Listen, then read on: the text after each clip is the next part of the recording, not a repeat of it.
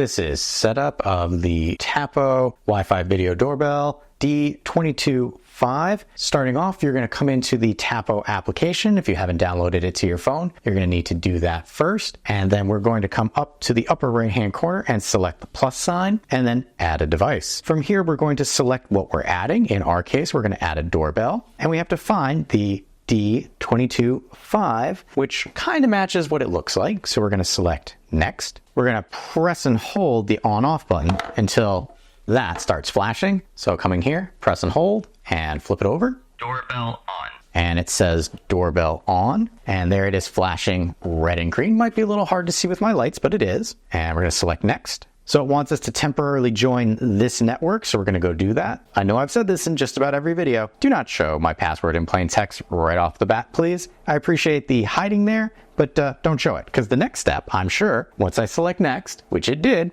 it's showing my password again in plain text. I do not want that to happen. Please stop that. To Wi-Fi. Doorbell says connecting to Wi-Fi now. We'll give that a moment to connect. Orange light now. Wi-Fi connected. And says Wi-Fi connected. Now it's a white light. You can hear the speaker down there. It's pretty loud. And now we can name it. So we're just going to say that's the name. Where is it located? Front door. Do next. We can select an icon, which they have doorbells in here now. That. And configuration is complete and is ready for use. Sounds good. Here we can try their Tapo Care services. You don't need it, but they do offer a 30-day free trial. I'm going to skip for now because I'm going to see what I can do with all the free stuff first. Okay, I've got it. It's setting up when the firmware for this will update. I always like Tapo. They'll do it on an off cycle when you're not really online doing anything. So I'm going to say, got it. Next, it's walking us through the micro SD card installation. And it is recommending that we insert the micro SD card prior to mounting, and also giving us a notice that the 24/7 recording is only supported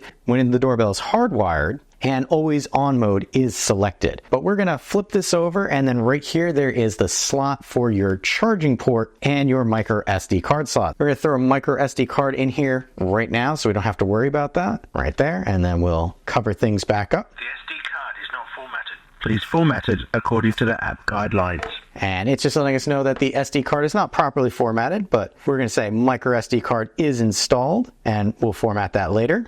And now it's walking you through how we want to set this up. Yes, I want to have the doorbell powered constantly, or no, I'll be using it via battery. If we do it constantly, we're going to be using these ports down here to connect it to our front doorbell. In my case, I will be doing this wirelessly in battery mode. I'm going to select next. Here it's letting us know, should be 4 feet, free of obstacles and moving trees, people, cars. Kind of want this close to your house, sun, and then don't put it actually on your door. So I kind of like that they walk you through that. And here it's walking you through finding the desired location, checking your porch depth, distance, height, and everything. Here it's talking about the mounting wedge, which will have the vertical down, or the horizontal, which will have it like that. Plenty of options and feedback, so looks good. You can either stick it to the wall, or you can use screws. I will be using screws, and then kind of explaining how we're going to do this. I'll walk you through basic installation afterwards, and then affix to your door. You can check the preview, meaning it's going to show you the live feed, and then use a pin to detach your doorbell. So this is kind of the locking position, and then plug a cable into charge, and then congratulations, it's all set up. Now we can actually use this in one of two ways. We can use this with the chime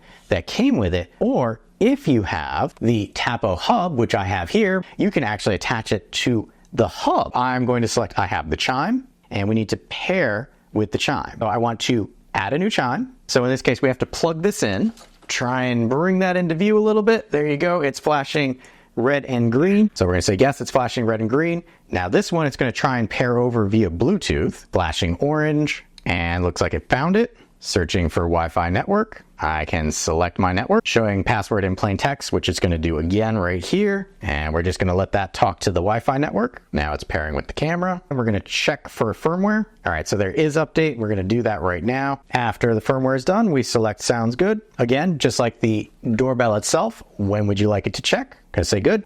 But that's how we set up the Tapo D225 doorbell.